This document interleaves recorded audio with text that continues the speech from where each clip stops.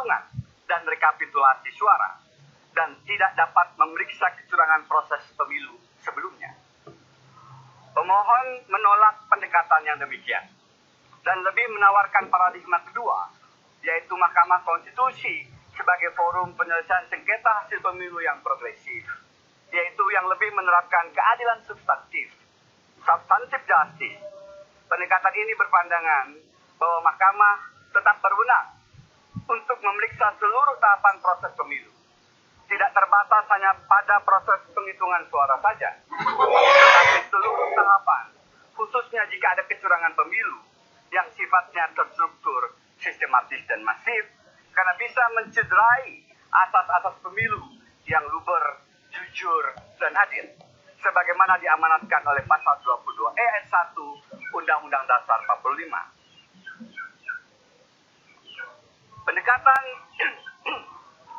Pendekatan substantive justice akan menyelamatkan kehidupan berbangsa dan bernegara dari potensi kehancuran akibat kecurangan dan ketidakadilan yang terjadi dari pelaksanaan pemilu. Posisi pemohon yang lebih memilih mahkamah untuk memeriksa setiap kecurangan TSM yang terjadi di semua tahapan proses pemilu itu sejalan dengan original intent perubahan Undang-Undang Dasar 45. Beberapa putusan MK sendiri, serta pendapat ahli, termasuk yang terhormat hakim dan mantan hakim konstitusi, akan kami paparkan pada bagian ini. Tentang original intent.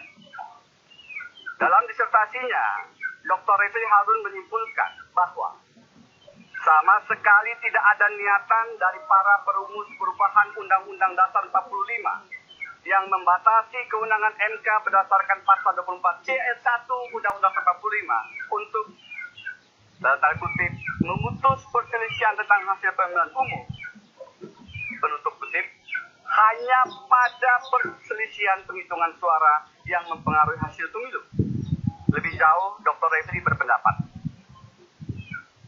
kami bacakan, dikaitkan dengan keberadaan MK sebagai pengawal konstitusi, maka setiap kewenangan MK, termasuk kewenangan untuk menyelesaikan perselisihan tentang hasil pemilu, harus dimaknai dalam kerangka menjaga konstitusi.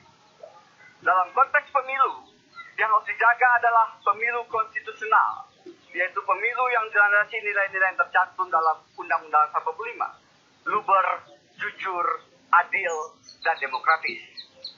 Dengan demikian dapat dikatakan bahwa kemenangan MK dalam memutus perselisihan hasil pemilu sebagaimana dirumuskan dalam pasal 24C ayat 1 perubahan ketiga Undang-Undang Dasar 45 sesungguhnya bermakna bahwa MK memutus konstitusionalitas penyelenggaraan pemilu.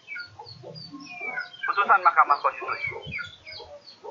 Bahwasanya MK menolak dibatasi hanya menjadi penghitungan suara pemilu dan jadi abai dengan adanya kecurangan pemilu juga ada dalam beberapa putusan Mahkamah Konstitusi, khususnya yang terkait dengan sengketa hasil pemilu kada. Meskipun terkait pemilu kepala daerah, namun hakikatnya tetap sama, bahwa MK memilih menjadi penjaga konstitusi dan bukan hanya semata melakukan kalkulasi ataupun rekapitulasi suara. Salah satu contoh landmark decision tentang ini adalah putusan Mahkamah Konstitusi nomor 41 tahun 2018. Selanjutnya kami sebut putusan 41 yang terkait dengan sengketa hasil pemilihan gubernur di Jawa Timur yang diantaranya melahirkan konsep kecurangan sistematis, terstruktur, dan masif. Berikut adalah beberapa pertimbangan hukum MK dalam putusan Jawa Timur tersebut yang menegaskan kewenangan MK sebagai pembasmi kecurangan pemilu yang terjadi dalam setiap tahapan proses pemilu. Hasil pemilu demokrasi yang mengandung pelanggaran atas prinsip hukum dapat dibatalkan oleh pengadilan demokrasi. Diargumenkan oleh MK dalam paragraf 3.30 yang mengatakan, menimbang bahwa di dalam Undang-Undang 45 asas kedaulatan rakyat atau demokrasi selalu dikaitkan dengan asas negara hukum atau nomokrasi sebagaimana diatur dalam pasal 1 ayat 3 Undang-Undang 45. Sebagai konsekuensi logisnya, demokrasi tidak dapat dilakukan berdasarkan pergulatan kekuatan politik antik tetapi juga harus dapat dilaksanakan sesuai dengan aturan hukum. Oleh sebab itu, setiap keputusan yang diperoleh secara demokratis, kehendak suara terbanyak semata-mata dapat dibatalkan oleh pengadilan jika di dalamnya terdapat pelanggaran terhadap demokrasi, yaitu prinsip-prinsip hukum yang bisa dibuktikan secara sah di pengadilan. Mahkamah Konstitusi yang berfungsi sebagai untuk mengawal kedaulatan rakyat dan tegaknya demokrasi berarti juga bahwa Mahkamah harus menilai kecurangan-kecurangan yang terjadi dalam pemilu. Paragraf 3.29 mengatakan, demokrasi adalah salah satu asas yang paling fundamental di dalam Undang-Undang Dasar 45. Sebagaimana tertuang di dalam pasal 1 ayat 2, bahwa kedaulatan berada di tangan rakyat dan dilaksanakan menurut Undang-Undang Dasar. Oleh sebab itu, Mahkamah berwenang juga untuk mengawal tegaknya demokrasi, seperti yang diatur dalam konstitusi, yang dalam rangka mengawal tegaknya demokrasi itu harus juga menilai dan memberi keadilan bagi pelanggaran-pelanggaran yang terjadi di dalam pelaksanaan demokrasi, termasuk penyelenggaraan pemilu kada. Meskipun undang-undang pemilu dapat dipahami membagi forum penyelesaian dugaan kecurangan secara bertahap, pemohon tetap berpandangan bahwa pendekatan demikian tidak tepat karena mengecilkan peran MK sebagai pengawal konstitusi. Dan oleh karena itu tidak boleh menghilangkan peran, fungsi, dan wewenang MK untuk menjaga dan mengawal pemilu sebagaimana diamanatkan dalam pasal 22E ayat 1 Undang-Undang Dasar 45, yaitu jujur dan adil.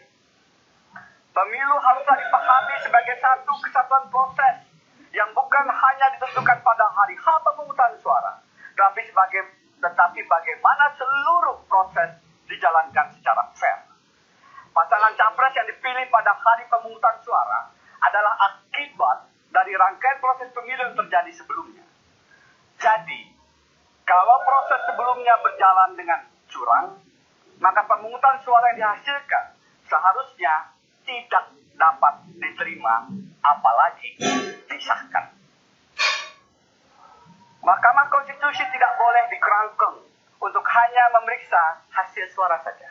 Tetapi Mahkamah harus berwenang menilai keseluruhan proses agar berjalan sesuai rambu-rambu pemilu yang tidak curang, yaitu pemilu yang jujur dan adil. Paragraf 3.25 mengatur dari putusan 41. Tidak dapat dinafikan bahwa seluruh penyimpangan yang terjadi dalam proses dan tahapan pemilu kada akan sangat berpengaruh secara mendasar pada hasil akhir. Hal demikian tidak dimaksudkan untuk mengambil alih kewenangan memutus pelanggaran dan penyimpangan dalam proses pemilu kada, melainkan menilai dan mempertimbangkan implikasi yang timbul dalam proses perolehan melainkan menilai dan mempertimbangkan implikasi yang timbul dalam perolehan suara yang dihitung dalam rekapitulasi penghitungan suara yang dilakukan oleh KPU. Bahwasanya Mahkamah tetap berwenang memeriksa kecurangan atau pelanggaran pemilu dalam setiap tahapan pemilu, tidak hanya terbatas pada hasil penghitungan suara saja, telah ditegaskan dalam paragraf 3.28 putusan 41, yaitu larangan bagi Mahkamah untuk menangani kasus pelanggaran dan tindak pidana dalam pemilu kada harus diartikan bahwa Mahkamah tidak boleh melakukan fungsi peradilan pidana atau peradilan administrasi, namun tetap boleh mempermasalahkan dan mengadili setiap pelanggaran yang berakibat pada hasil penghitungan suara. Bahwasanya Mahkamah tidak dapat dibatasi kewenangannya oleh undang-undang. Terlebih jika pembatasan demikian bertentangan dengan tugas Mahkamah sebagai pengawal konstitusi, juga dikuatkan dalam putusan 41, yaitu paragraf 3.27, karena sifatnya sebagai peradilan konstitusi, Mahkamah tidak boleh membiarkan aturan-aturan keadilan prosedural justice, memasung dan mengesampingkan keadilan substantif justice. Paragraf 3.31.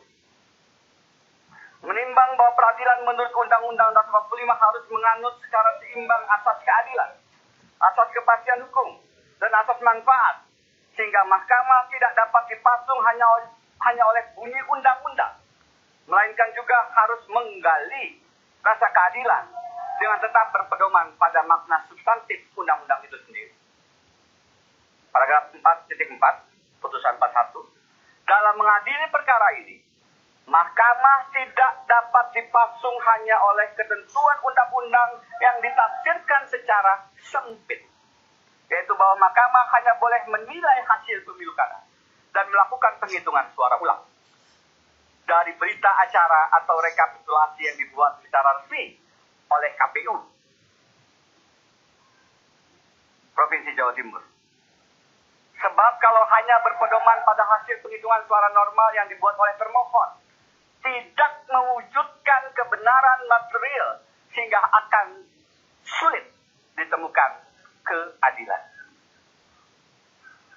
Lebih jauh dalam keputusan yang sama, putusan